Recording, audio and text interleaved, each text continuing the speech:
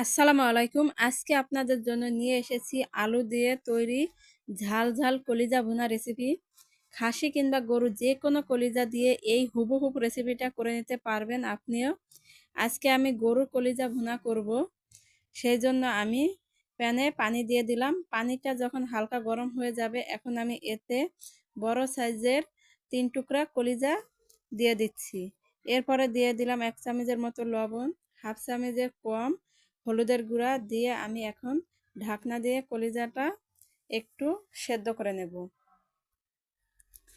কলিজাটা আমি 5 মিনিটের মতো গরম পানিতে ভালো করে সিদ্ধ করে নিচ্ছি।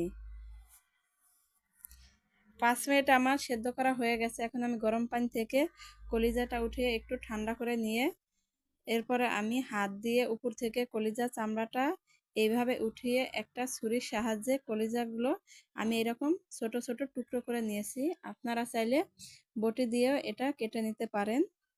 এরপরে প্যানে দিয়ে দিলাম রান্নার তেল। তেলটা গরম হয়ে গেলে আমি এতে 3টা পেঁয়াজ কুচি স্লাইস করে কাটা দিয়ে দিলাম একটা টমেটো 4 টুকরা করে। এরপরে আমি পেঁয়াজ আর টমেটোটা একটু জাল করে নেব। যখন টমেটোটা নরম হয়ে যাবে, এখন আমি টমেটোর উপর থেকে এইভাবে চোকলাটা উঠিয়ে নিচ্ছি। এরপর পেঁয়াজটা আমি একটু লালচে কালার করে ভেজে নেব। এখন দিয়ে দিলাম পরিমাণ লবণ, দিয়ে দিচ্ছি পরিমাণ হলুদের গুঁড়া, মরিচের গুঁড়া, দিয়ে দিলাম বাটা মশলা আদা, জিরা, পেঁয়াজ, রসুন, ধনিয়ার গুঁড়া একসাথে বেটে আমি নিয়েছিলাম, এটা দিয়ে দিলাম 3 চামচের মতো। দিয়ে দিচ্ছি আস্ত কাঁচা গরম মশলা বাটা। এখানে আমি আস্ত গরম মশলাটা দিইনি, বাটা গরম মশলাটা দিয়ে দিলাম হাফ চামচের মতো। দিয়ে দিলাম 1 চামচ টক দই।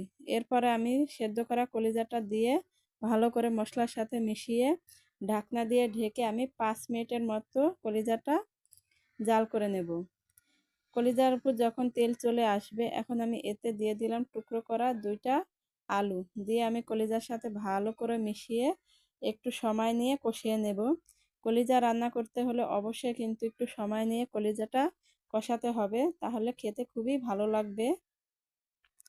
এরপরে দিয়ে দিলাম ফুটন্ত গরম পানি 2 কাপ পরিমাণ দিয়ে আমি এখন চুলার জালটা একদম মাঝারি হিটে রেখে কলিজাটা রান্না করে নেব।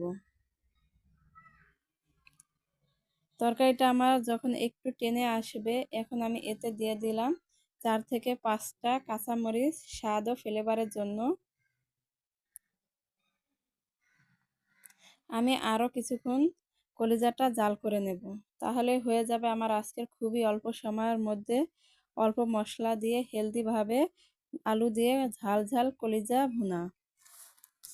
আর এই কলিজাটা এভাবে রান্না করে দেখবেন, কোনো রকম গন্ধ আসবে না ও শক্ত হবে না, খেতে ভীষণ মজার হয়।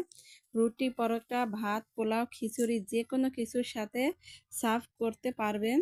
আশা করছি আমার রেসিপিটা আজকে আপনাদের কাছে ভালো লেগেছে। যদি ভালো লেগে থাকে তাহলে অবশ্যই বাসায় একবার হলো ট্রাই করবেন এবং ফ্রেন্ড অ্যান্ড ফ্যামিলির সাথে রেসিপিটা শেয়ার করবেন। আল্লাহ হাফেজ।